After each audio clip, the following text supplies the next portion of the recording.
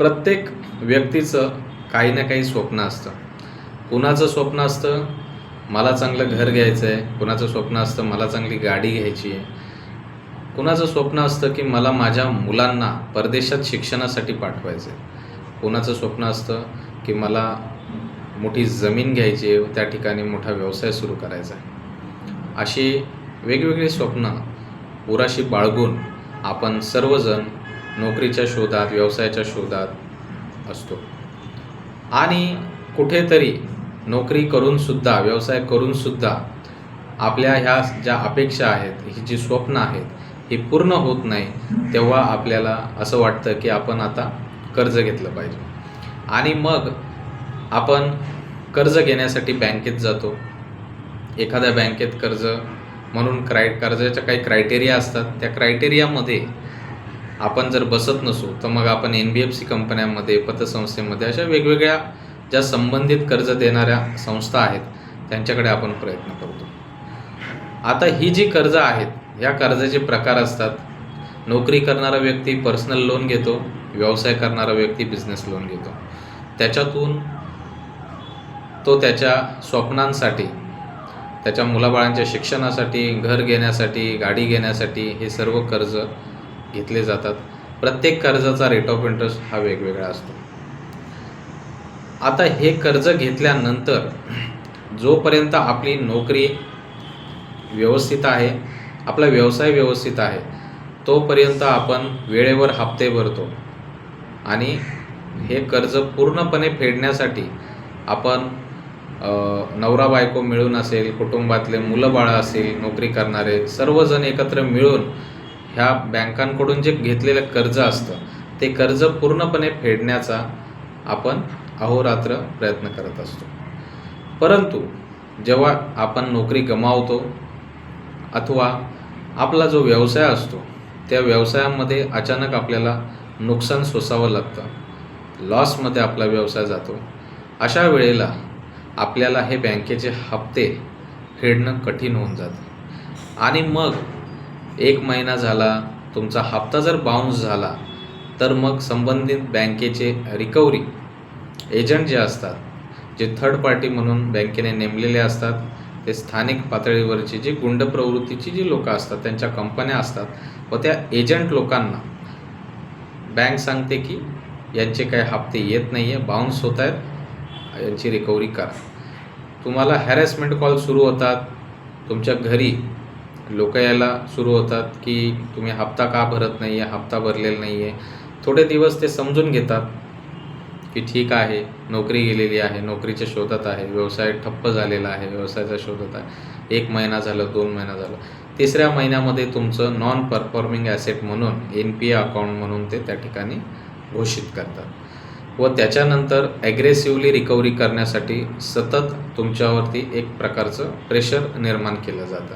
आता या प्रेशरच्या खाली आपण एक खड्डा बुजवण्यासाठी त्या ठिकाणी दुसरा खड्डा करतो. आपण आपल्या परिवाराकडून, नातेवाईकांकडून आपण उसने पैसे घेतो, व्याजाने पैसे घेतो किंवा टॉपअप करतो. अशा वेगवेगळे पर्याय आपण वापरतो आणि मग ते कर्ज आपण क्लिअर करतो किंवा ते संबंधित जी काही थकबाकी असते ती क्लिअर करतो. हे सगळं करत असताना कुठेतरी आपण ह्या कर्जाच्या सापळ्यामध्ये अडकत जातो. 1 हप्ता, 2 हप्ता, 3 हप्ते भरण्यासाठी अजून कोणाकडून तरी घेतो आणि मग त्याचे फेडण्यासाठी परत 3ऱ्याकडून घेतो, 3ऱ्याचे फेडण्यासाठी 4थ्याकडून घेतो. असं करत करत करत तो कर्जाचा डोंगर हा वाढत जातो, पण कमी होत नाही. आणि परिस्थिती, अर्निंगची जी परिस्थिती आहे ती जैसे थे राहते. चांगली नोकरी मिळाली, चांगलं पॅकेज मिळालं तर पुढे गाडी व्यवस्थित ट्रॅकवर आणेपर्यंत अक्षरशः नाकी नऊ येतात. आणि आपल्या सर्वांपैकी प्रत्येकाच्याच वाटेला ही परिस्थिती, या प्रवासातून आपल्या प्रत्येकाला जावं लागतं. आता हे जे घेतलेलं कर्ज आहे, हे कर्ज आपण भरू शकत नाही म्हणजे याच्यामध्ये आपण सर्वस्वी चुकीचे आहोत का, जबाबदार आपण आहोत का, तर नाही. याच्यामध्ये सरकार देखील तितकंच जबाबदार आहे. आपल्या नोकऱ्या जातात, का जातात? आपली चूक नसताना हे लोक जर इथे बेरोजगारांसाठी जर रोजगार निर्माण करू शकत नसतील तर मग हे सरकार करतंय काय? आणि जर चांगला व्यवसाय करणारा व्यक्ती असेल तर त्याला पहिलं तर व्यवसाय सुरू करण्यासाठी त्याला 1760 परवानग्या घ्याव्या लागतात, कुठलाही व्यवसाय असो. त्या परवानग्या घेता घेता त्याला अक्षरशः त्याच्या तोंडाला फेस येतो. त्याच्यानंतर कुठेतरी तो सेटअप स्टेबल झाला की अचानक काही ना काही राज्य पातळीवरचे, देश पातळीवरचे किंवा जग पातळीवरचे काही निर्णय घेतले जातात. त्याचा इम्पॅक्ट संपूर्ण देशावर, राज्यावर आणि जगावर होतो. अशा याच्यामध्ये सुद्धा त्या संबंधित जो कोणी व्यक्ती असेल, जो कोणी व्यवसाय करणारा असेल, ज्याचं कर्ज थकलेलं असेल, अशा लोकांचे व्यवसाय ते टिकत नाही. त्या ठिकाणी त्यांना खूप मोठं नुकसान सोसावं लागतं आणि मग तो स्वतःलाच दोष देतो की मी कर्ज भरू शकत नाही आणि मग तो त्या निराशेमध्ये त्याचा प्रवास सुरू होतो. अक्षरशः त्याला भिका मागाव्या लागतात, हात पसरावे लागतात, बँकेला रिक्वेस्ट करावी लागते, पण बँकेला कुठल्याही प्रकारचे इमोशन नसतात. बँक त्या ठिकाणी प्युअर बिझनेस करण्यासाठी असते. आणि आपण जर म्हटलं तर मला थोडी मुभा द्या, 1 महिना 2 महिना, जास्तीत जास्त 3 महिना देतात. त्याच्यातही त्यांचे चार्जेस, पॅनल्टी, अमुक तमुक ह्या सगळ्या गोष्टी सुरूच असतात. तर हे सगळं करत असताना ज्या वेळेला एखाद्या व्यक्तीला 6 महिने झाले नोकरी मिळत नाही, वर्ष झालं त्याचा व्यवसाय काही सुरळीत चालत नाही, परंतु कर्जाचा तर डोंगर आहेच, मग तो डोंगर जो आहे तो कमी कसा करणार, या समस्येतून बाहेर कसं येणार.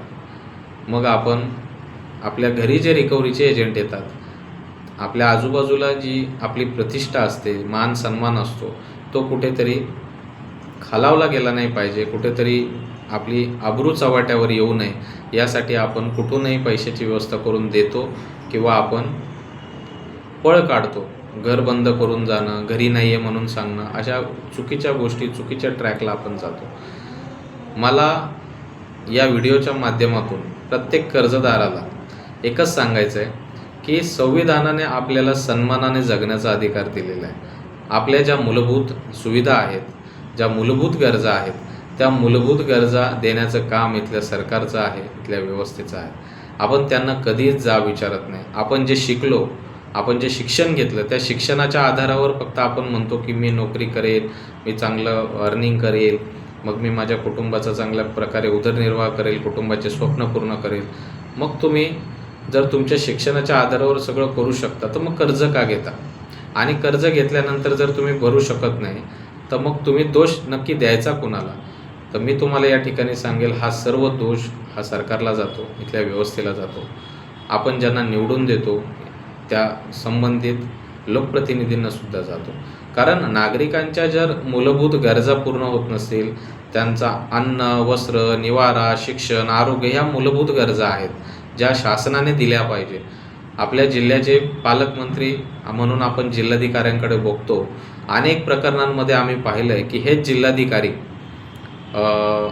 ज्यावेळेस घरावरती कर्ज घेतलं जातं, होम लोन, मॉर्गेज लोन, आणि जर ते भरता आलं नाही तर बँकांनी त्यांच्या सिक्युरिटीसाठी म्हणून जो सरफेसी कायदा अंमलात आणलेला आहे, जो पारित करून घेतलेला आहे, त्या सरफेसी ॲक्ट 2002 प्रमाणे त्यांना पूर्ण अधिकार देण्यात आलेले की तुम्ही ती प्रॉपर्टी पोलीस प्रोटेक्शन घेऊन, तुम्ही पोलीस संरक्षणासह तुम्ही त्या ठिकाणी तिचा ताबा घेऊ शकता आणि त्या संबंधित कुटुंबाला, जो नागरिक आहे, जे कुटुंब आहे, त्या संपूर्ण कुटुंबाला तुम्ही घराबाहेर काढू शकता, बेघर करू शकता.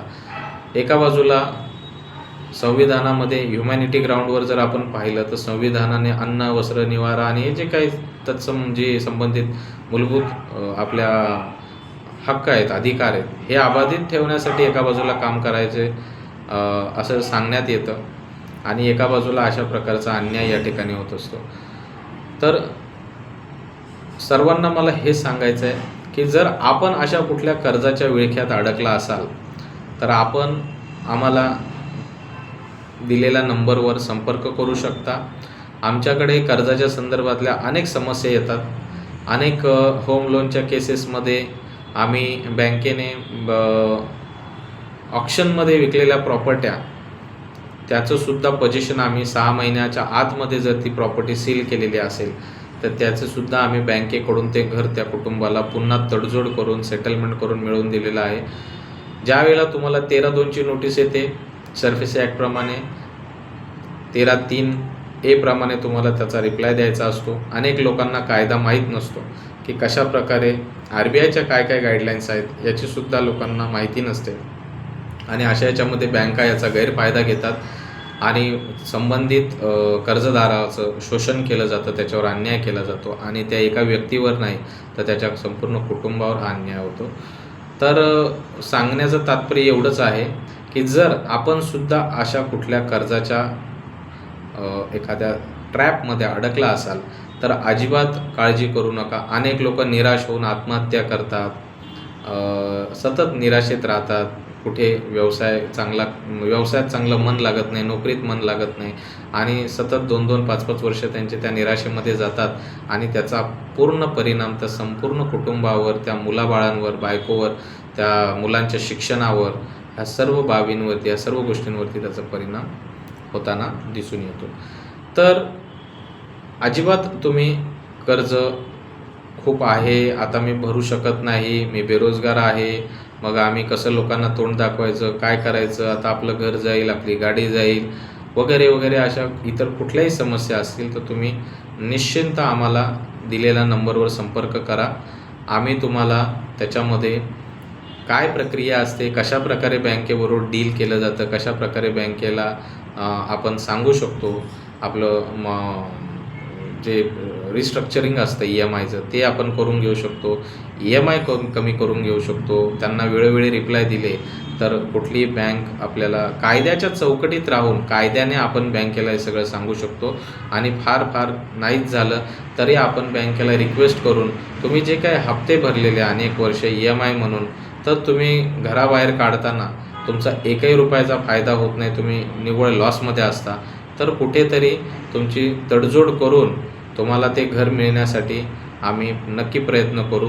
त्याचबरोबर तुम्हाला जरी घर मिळत नसेल तर तुम्ही ते घर विकून वरती काही पैसे तुम्हाला काढून देता येतात का, ते सगळं कॅल्क्युलेशन असतं, मॅथ्स असतं. त्याप्रमाणे सगळा विचार विनिमय करून तुम्हाला त्या पूर्ण प्लॅनमधून बाहेर काढू व तुमचं फायनान्सचं जे मॅनेजमेंट जिथं तुम्ही कुठे चुकला असाल त्याचं व्यवस्थित पुनर्वसन करून देण्याचं काम हे आपल्या पक्षाच्या संघटनेच्या माध्यमातून या ठिकाणी केलं जातं. अनेक केसेस आपल्याकडे येतात. आत्ताच आपल्या एक ताई आहेत ज्या अंबरनाथ पालेगावहून मला वाटतं मागच्या आठवड्यात आपल्या ऑफिसला आल्या होत्या आणि त्यांनी 2021मध्ये 5 लाख कर्ज, म्हणजे पतीच्या नावाने 2.5 लाख आणि त्या ज्या भगिनी आहेत त्यांनी 2.5 लाख, असं 5 लाख कर्ज 2021मध्ये त्यांनी एका यशोमंदिर नावाच्या पतसंस्थेकडून घेतलं होतं. आता हे 5 लाख रुपये कर्ज घेतल्यानंतर जे जामीनदार आहेत त्याच्यामधले, त्या जामीनदारांना ते कर्ज भरावं लागलं कारण यांच्या पतींचं निधन झालं 2023मध्ये. तर 21ला कर्ज घेतलं, 23ला पती वारले, 23ला वारले म्हणजे ते 2.5-3 वर्ष त्यांनी जे काही पैसे भरले ते पैसे भरूनसुद्धा 2025मध्ये पतसंस्थेने ह्या जामीनदारांकडून निव्वळ 5 लाखाची वसुली केली. वसुली केल्यानंतर वसुली केल्याचा दाखला त्या जामीनदारांना दिला, परंतु जे कर्जदार महिला आहेत आणि ज्या विधवा आहेत, ज्यांचे पतींचं निधन झालेलं आहे, ज्या कामाच्या विवंचनेमध्ये आहेत, कुठेतरी काहीतरी त्या करू पाहत आहेत, त्यांना मुलंबाळं आहेत, त्यांच्यासाठी त्यांच्या शिक्षणासाठी त्यांची धडपड सुरू आहे, त्यांना कुठेही बँकेत अकाउंट ओपन करता येत नाही कारण या पतसंस्थेने त्यांचं अकाउंट फ्रीज करून ठेवलेलं आहे. आणि जामीनदारांनी संपूर्ण पैसे भरलेले असतानासुद्धा, वसुली केल्याचा दाखला दिलेला असतानासुद्धा त्या संबंधित कर्जदार महिलेचं अकाउंट त्या ठिकाणी त्यांनी अनफ्रीज केलं नाही, रिलीज केलं नाही, ते त्यांनी फ्रीजच ठेवलं आणि त्यामुळे ना त्यांना नोकरी करता आली, ना त्यांना कुठलं पुन्हा कर्ज काढून जामीनदारांचे पैसे देता आले नाही, व्यवसाय करता आला नाही, कुठल्याच गोष्टी त्यांना पूर्ण करता आल्या नाही. आणि मग त्या आपल्या कार्यालयात आल्या. आम्ही संबंधित ज्या शाखेतून त्यांनी लोन घेतलं होतं, आपली बदलापूर पूर्व येथे यशोमंदिरची शाखा आहे, त्या शाखेत जाऊन आम्ही विचारणा केली असता त्यांनी सांगितलं की अशा प्रकारच्या केसेसचं जे काही त्या संबंधित जे काही तुम्हाला बोलायचं असेल, तुम्ही घाटकोपरला जी मुख्य शाखा आहे त्या शाखेशी तुम्ही संपर्क करा. मग त्या ताईंना आपण एक तक्रार नोटीस तयार करून दिली कारण त्यांचं जे काही आर्थिक, मानसिक जे काही त्यांचं नुकसान झालं, त्यांची हॅरेसमेंट झाली, तर त्याची नुकसान भरपाई म्हणून या पतसंस्थेलाच करावी लागेल अशा प्रकारे आपण त्यांना सांगितलं. कारण कायद्यामध्ये अशी कुठलीही तरतूद नाही की जामीनदाराने पैसे भरले तरी कर्जदाराचं अकाउंट तुम्ही फ्रीज करू शकता. तुमचा संबंध त्या कर्जाशी आहे. कर्ज जर भरलं गेलं नाही कर्जदाराकडून तर तुम्ही जामीनदाराला पकडू शकता आणि जामीनदाराने या ठिकाणी संपूर्ण पैसे भरलेले असताना पुन्हा तुम्ही कर्जदाराला का त्रास देताय. तर अशा प्रकारे हे जे बेकायदेशीरपणे या ज्या पतसंस्था सर्रास हा जो खेळ त्यांनी चालवलेला आहे, लोकांचं शोषण ज्या पद्धतीने ह्या महाराष्ट्रातल्या बऱ्याच पतसंस्थांच्या समस्या आपल्याकडे येत असतात. रिक्षावाल्यांच्या येतात, छोटे मोठे ज्यांनी छोटे छोटे लोन घेतलेले असतात त्यांच्या समस्या येतात आणि बऱ्याच वेळेला लोक निराश असतात, हताश असतात. अशा परिस्थितीमध्ये आपल्याकडे आल्यानंतर आपण नक्कीच त्यांना समाधानकारक त्या ठिकाणी उत्तर देतो. त्यांच्यासाठी आपण पाठपुरावा करतो. वेळ पडली तर त्या संबंधित पतसंस्थेमध्ये संबंधित बँकेत जाऊन त्यांच्या वरिष्ठांशी बोलून आपण त्याच्यातून मार्ग काढून त्यांचा पुढचा जीवनाचा प्रवास कसा सुखाचा होईल यासाठी प्रयत्न करतो. तरी मी सर्वांना, सर्व कर्जदारांना, सर्व नागरिकांना आवाहन करतो की जर अशा प्रकारचं जर आपल्यासोबतसुद्धा घटना घडत असतील आणि आपणसुद्धा कर्जदार आहात, कुठल्या ना कुठल्या कर्जामध्ये आपण अडकलेला आहात, बँक आपल्याला कॉपरेट करत नाही आहे, सहकार्य करत नाही आहे आणि मग आपण मानसिक, आर्थिक याच्यामध्ये आपण दबावात आहात, तर अजिबात निराश होऊ नका.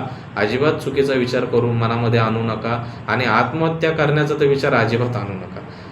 तुम्हाला नक्कीच दिलेल्या नंबरवर संपर्क करा. तुम्हाला ह्या चुकीच्या हा जो काही प्रकार तुमच्याबरोबर होत आहे, जो अन्याय तुमच्याबरोबर होत आहे आणि ज्या पद्धतीचं शोषण तुमचं केलं जात आहे संबंधित बँक असू द्या, पतसंस्था असू द्या, कुठली कर्ज देणारी संस्था असू द्या, त्यांना धडा शिकवल्याशिवाय आम्ही राहणार नाही आणि तुम्हाला निश्चित आम्ही ह्या सगळ्या याच्यातून बाहेर काढू.